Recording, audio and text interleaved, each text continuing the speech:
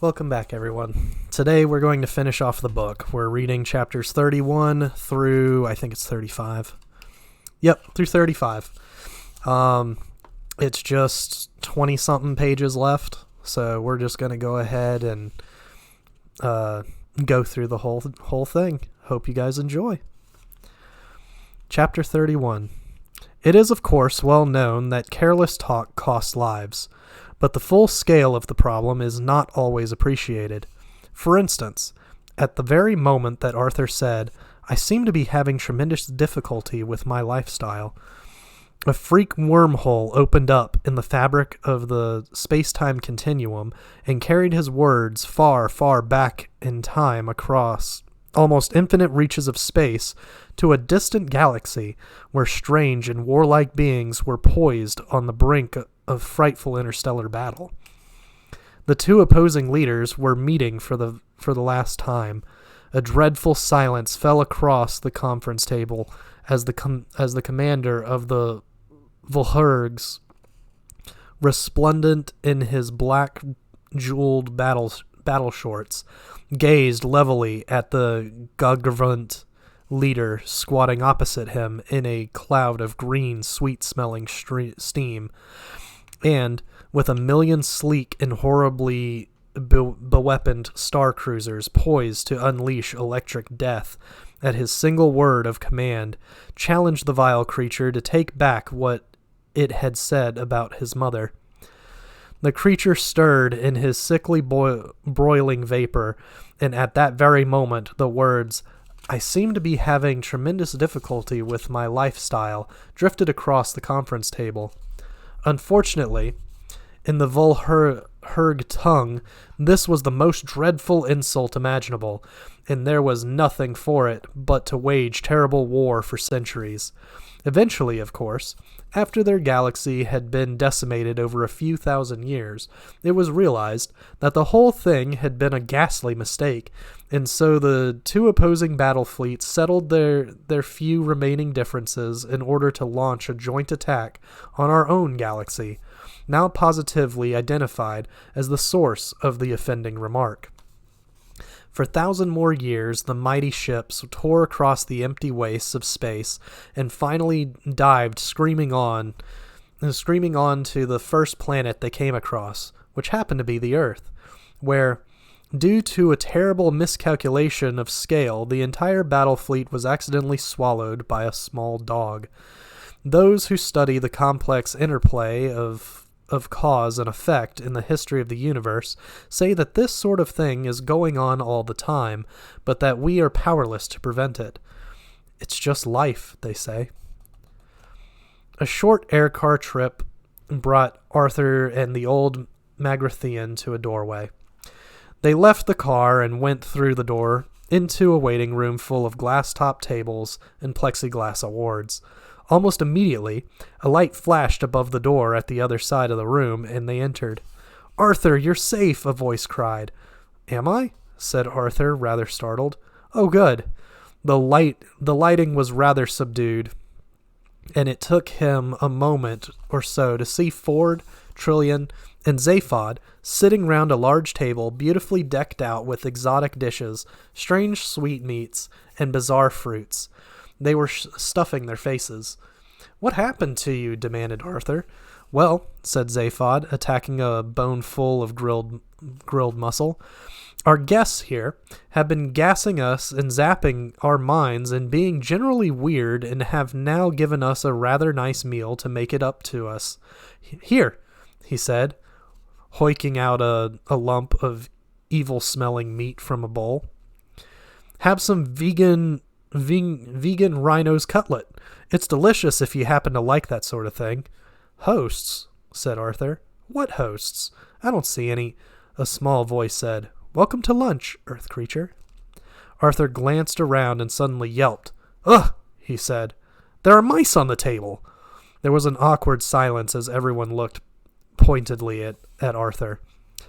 He was busy staring at two white mice sitting in what looked like whiskey glasses on the table. He heard the silence and glanced around at everyone. "Oh," he said with sudden realization. "Oh, I'm sorry.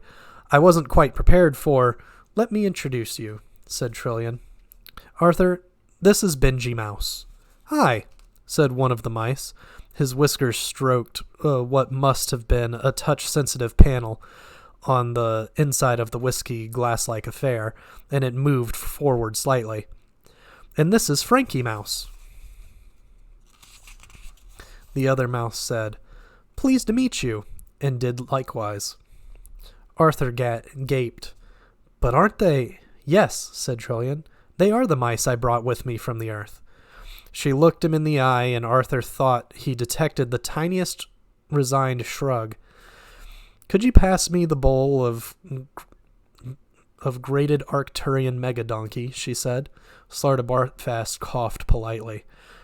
Excuse me, he said. Yes, thank you, Slartibartfast, said Benji Mouse sharply. You may go. What? Oh, very well, said the old man, slightly taken aback. I'll just go and get on with some of my fjords then. Ah, well. In fact, that won't be necessary, said Frankie Mouse. It looks very much as if we won't be needing the new Earth any longer. He swiveled his pink little eyes. Not now that we have found a native of the planet who was there seconds before it was destroyed. Excuse me. What? Cried Slartibartfast aghast. You can't mean that. I've got 1,000 glaciers poised and ready to roll over Africa. Well, perhaps you can take a quick skiing holiday before you dismantle them, said Frankie acidly. Skiing holiday? Cried the old man.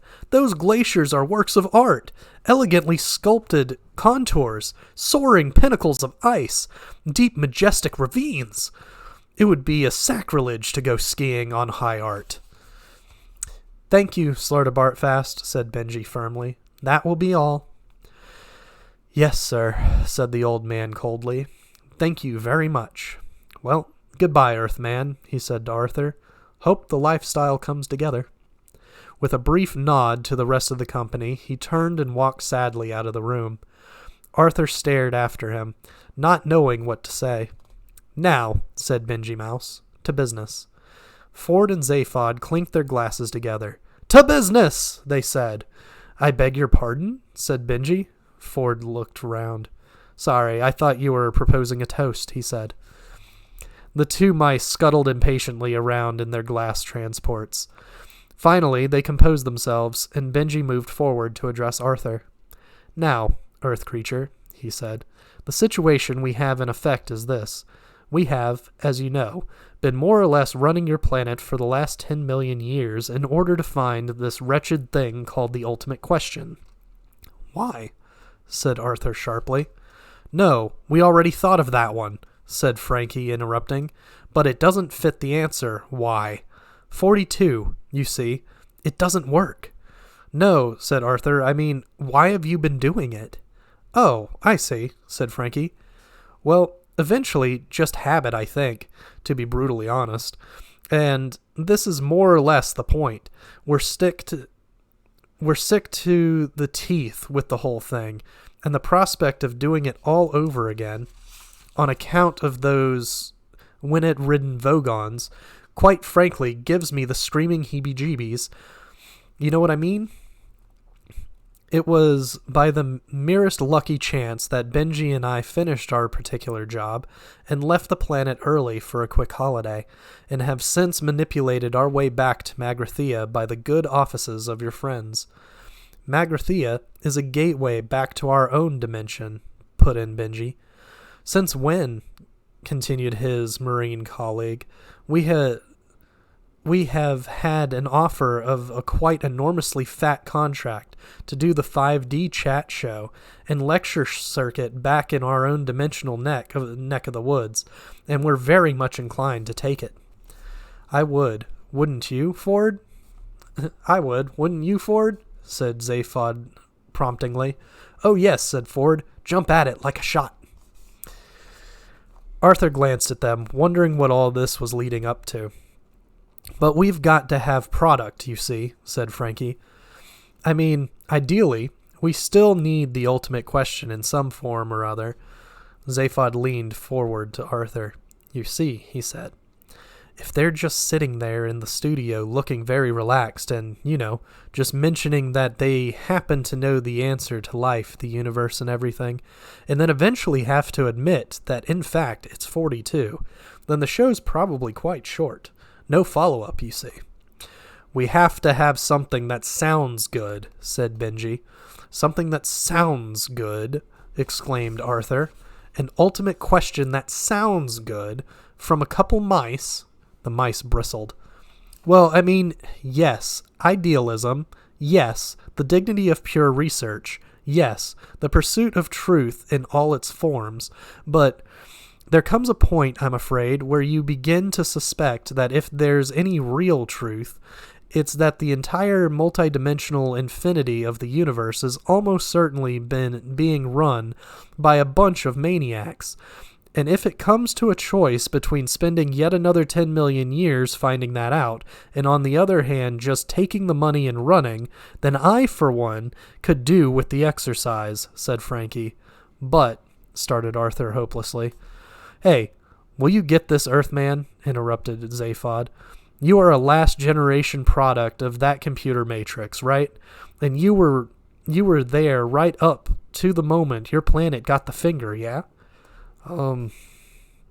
So your brain was an organic part of the penultimate configuration of the computer program," said Ford, rather lucidly, he thought. "Right," said Zaphod. "Well," said Arthur doubtfully, he wasn't aware of ever having felt an organic part of anything. He had always seen this as one of his problems. "In other words," said Benji, steering his curious little vehicle right over to Arthur, "there's a good chance that the structure of the question is encoded in the structure of your brain, so we want to buy it off you." "What, the question?" said Arthur. "Yes," said Ford and Trillian. "For lots of money," said Zaphod. No, said Frankie. "It's the brain we want to buy." "What?" "Well, who would miss it?" inquired Benji.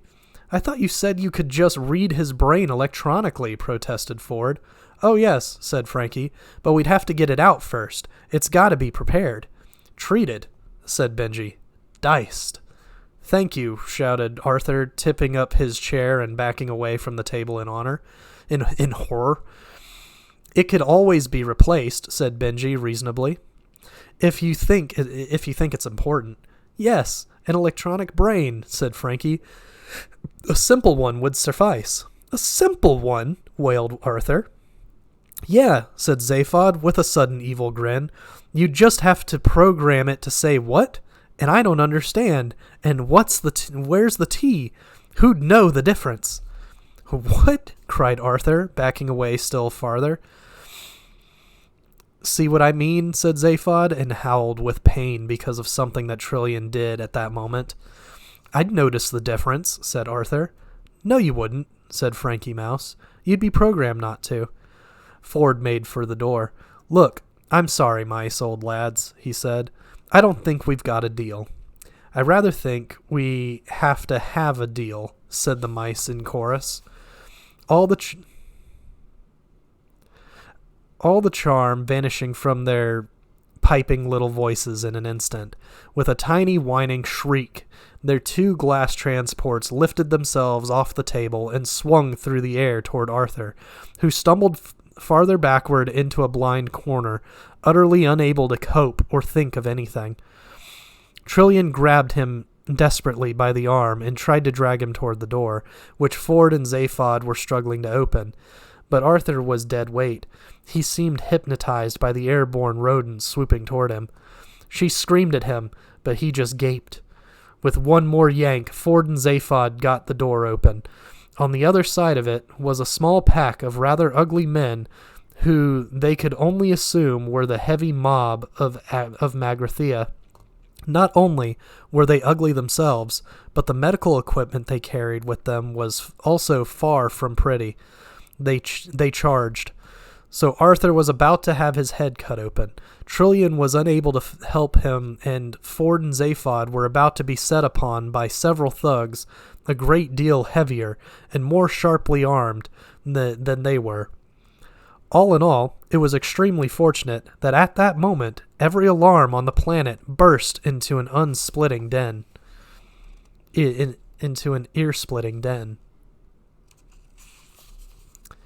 Chapter 32. Emergency, emergency, blared the klaxons throughout Magrathea. Hostile ship has landed on planet. Armed intruders in Section 8A. Defense stations, defense stations. The two mice sniffed irritably round the fragments of their glass transports, where they lay shattered on the floor. Damnation, muttered Frankie Mouse. All that fuss over 2 pounds of earthling brain. He scuttled round and about, his pink eyes flashing, his fine white coat bristling with static. The only thing we can do now, said Benji, crouching and stroking his whiskers in thought, is to try and fake a question, invent one that will sound plausible. Difficult, said Frankie, he thought.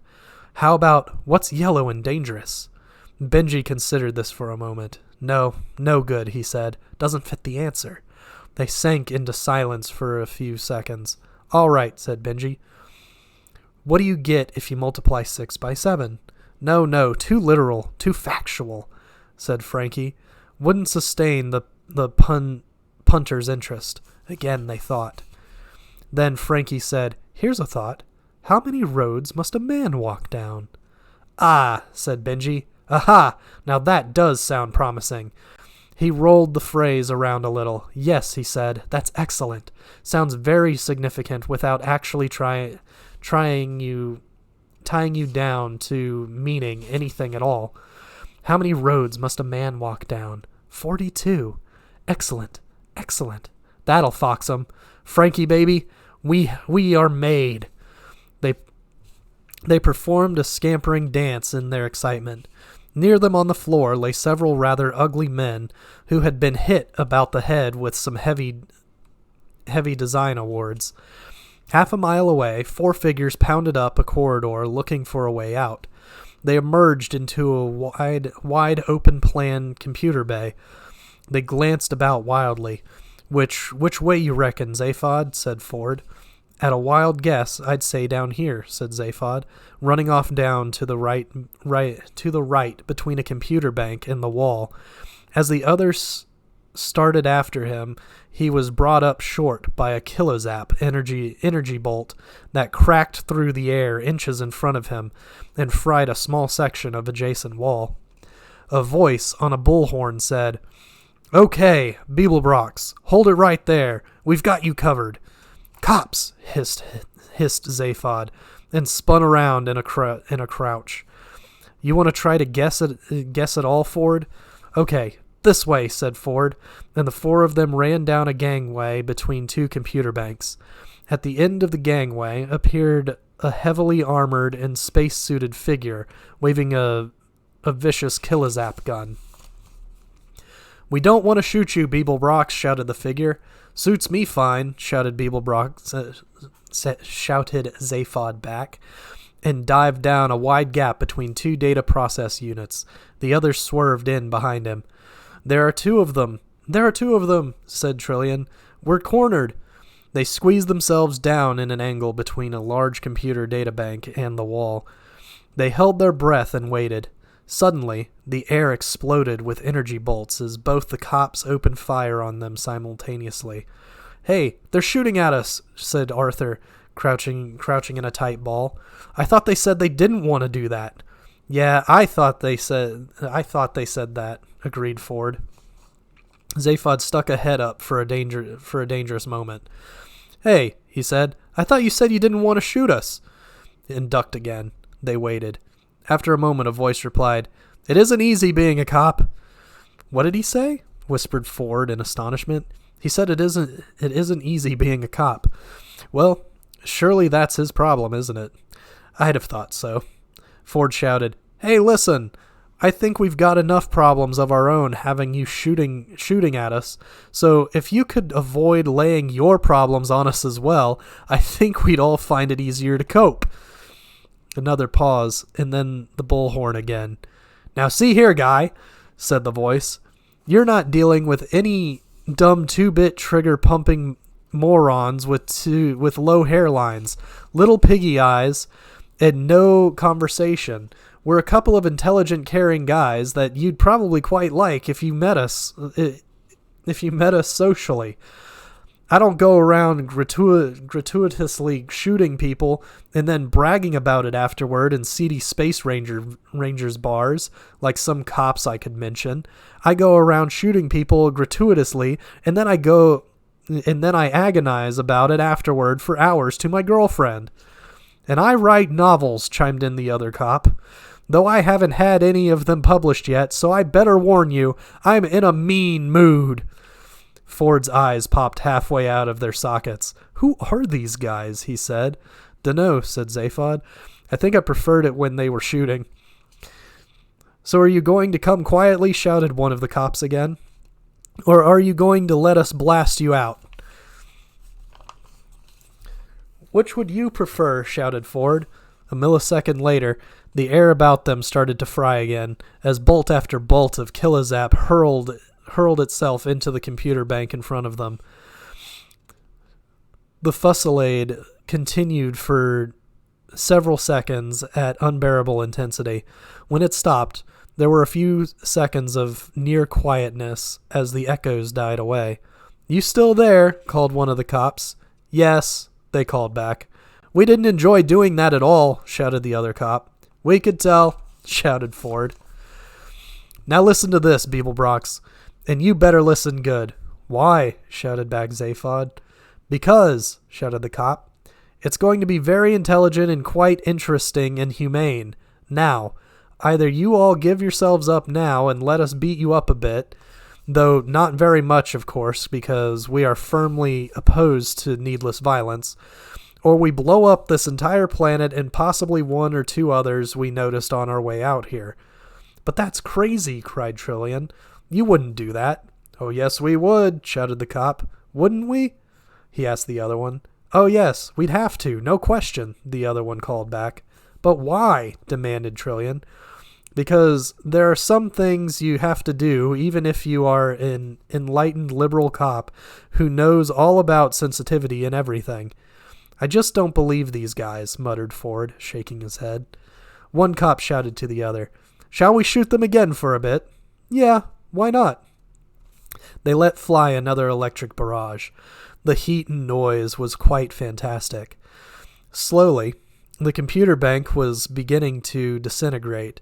The front had almost all melted away, and thick rivulets of molten metal were winding their way back toward where they were squatting. They huddled farther back and waited for the end. Chapter 13. But the end never came, at least not then. Quite suddenly the barrage stopped, and the sudden silence afterward was punctuated by a couple of strangled gurgles and thuds. The four stared at each other. "What happened?" said Arthur. "They stopped," said Zaphod with a shrug. "Why?" "Dunno. Do you want to go and ask them?" "No." They waited. "Hello?" called out Ford. No answer. "That's odd. Perhaps it's a trap. They haven't the wit." What were those thuds?" "Dunno." They waited for a few more seconds. "Right," said Ford. "I'm going to have a look." He glanced round at the others. "Is no one going to say no? You can't possibly let me go instead." They all shook their heads. "Oh well," he said, and stood up. For a moment nothing happened. Then, after a second or so, nothing continued to happen. Ford peered through the thick smoke that was billowing out of the burning computer. Cautiously, he stepped out into the open. Still, nothing happened. 20 yards away, he could dimly see through the smoke the space-suited figure of one of the cops. He was lying in a crumpled heap on the ground. 20 yards in the other direction lay the second man. No one else was anywhere to be seen. This struck Ford as being extremely odd. Slowly, nervously, he walked toward the first one. The body lay reassuringly still as he approached it, and continued to lie reassuringly still as he reached it and put his foot down on the kilozap gun that still dangled from its limp fingers. He reached down and picked it up, meeting no resistance. The cop was quite clearly dead. A quick examination revealed him to be from Blagulon Kappa. He was a methane-breathing life form, dependent on his spacesuit for survival in the thin oxygen atmosphere of Magrathea. The tiny life support system computer on his backpack appeared unexpectedly to have blown up. Ford poked around in it in considerable astonishment. These miniature suit computers usually had the full backup of the main computer back on the ship, with which they were directly linked through the Subitha, which a system was fail-safe in all circumstances, other than total feedback malfunction, which was unheard of. He hurried over to the other prone figure and discovered that exactly the same impossible thing had happened to him, presumably simultaneously. He called the others over to look. They came, shared his astonishment, but not his curiosity. Let's get shot of this hole, said Zaphod. If whatever I'm supposed to be looking for is here, I don't want it. He grabbed the second kilozap gun, blasted a perfectly harmless accounting computer, and rushed out into the corridor, followed by the others.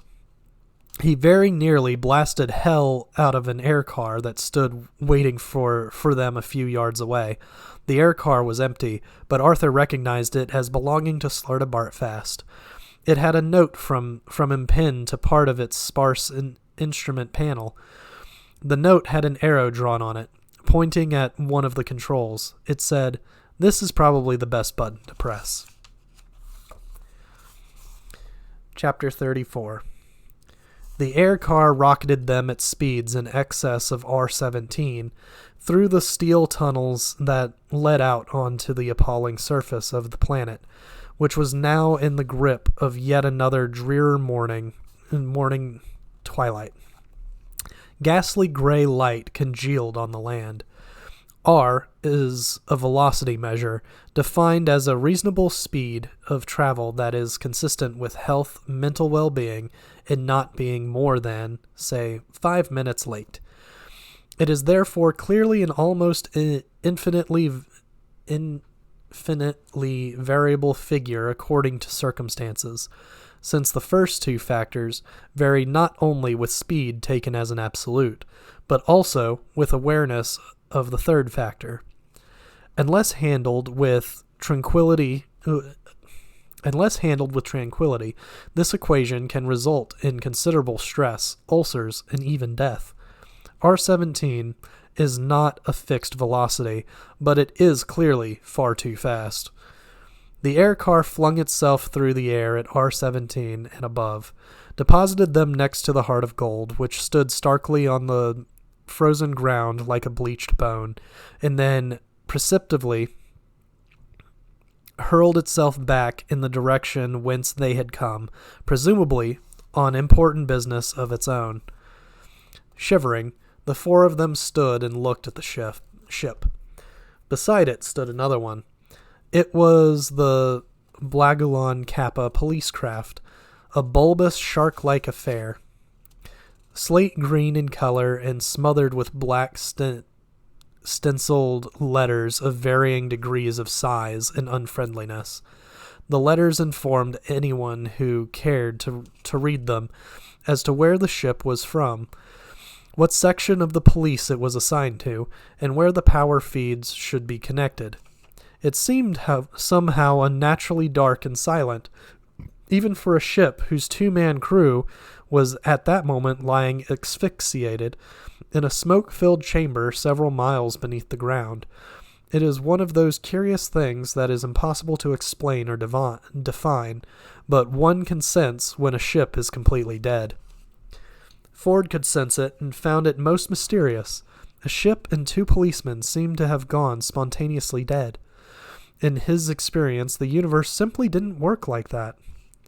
The other three could sense it too, but they could sense the bitter cold even more and hurried back into the heart of gold, suffering from an acute attack of no curiosity. Ford stayed and went to examine the Blagulon ship. As he walked, he nearly tripped over an inert steel figure lying face down in the coal dust. "Marvin!" he exclaimed. "What are you doing?"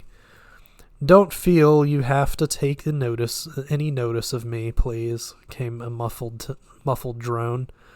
"But how are you, Metal Man?" said Ford. "Very depressed." "What's up?" "I don't know," said Marvin. "I've never been there." "Why?" said Ford, squatting down beside him and shivering. "Are you laying face down in the dust?" "It's a very effective way of being wretched," said Marvin. "But pretend you want to talk to me. I know you hate me." "No, I don't." "Yes, you do. Everybody does. It's part of the shape of the universe. I only have to talk to somebody and they begin to hate me. Even robots hate me. If you just ignore me, I expect I shall probably go away." He jacked himself up to his feet and stood resolutely facing the opposite direction. "That ship hated me," he said dejectedly, indicating the police craft. "That ship?" said Ford in sudden excitement. "What happened to it? Do you know?" "It hated me because I talked to it." "You talked to it?" exclaimed Ford. "What do you mean you talked to it?" "Simple. I got very bored and depressed, so I went and plugged myself into its external computer feed. I talked to the computer at great length and explained my view of the universe to it," said Marvin. "And what happened?" pressed Ford. "It committed suicide," said Marvin, and stalked off back to the Heart of Gold. Chapter 35. That night, as the Heart of Gold was busy putting a few light years between itself and the Horsehead Nebula, Zaphod lounged under the small palm tree on the bridge, trying to bang his brain into shape with massive galactic gargle blasters. Ford and Trillian sat in a corner discussing life and matters arising from it, and Arthur took his bed to flip through Ford's copy of The Hitchhiker's Guide to the Galaxy. Since he was going to have to live in the place, he reasoned, he'd better start finding out something about it. He came across this entry. It said, "The history of every major galactic civilization tends to pass through three distinct and recognizable phases, those of survival, inquiry, and sophistication, otherwise known as the how, why, and where phases. For instance, the first phase is categorized by the question, how can we eat? The second by the question, why do we eat? And the third by the question, where shall we have lunch?" He got no further before the ship's intercom buzzed into life. "Hey, Earthman, you hungry, kid?" said Zaphod's voice. Well, yes, a little peckish, I suppose," said Arthur. "Okay, baby, hold tight," said Zaphod. "We'll take in a quick bite at the restaurant at the end of the universe." And that is the end of The Hitchhiker's Guide to the Galaxy. I hope you guys enjoyed it. It's one of my favorites. I really enjoyed reading that one over and over. It gives a good laugh. Next week, we will be starting Everything's Eventual, and we will be reading the prologue, intros, all that good stuff. The introduction is actually quite long, so we'll be reading that, the back of the book, and then we will be starting with the first story called Autopsy Room 4, which is about a guy who ends up waking up in the middle of basically his own autopsy. So we will see you guys next week with that fun bit.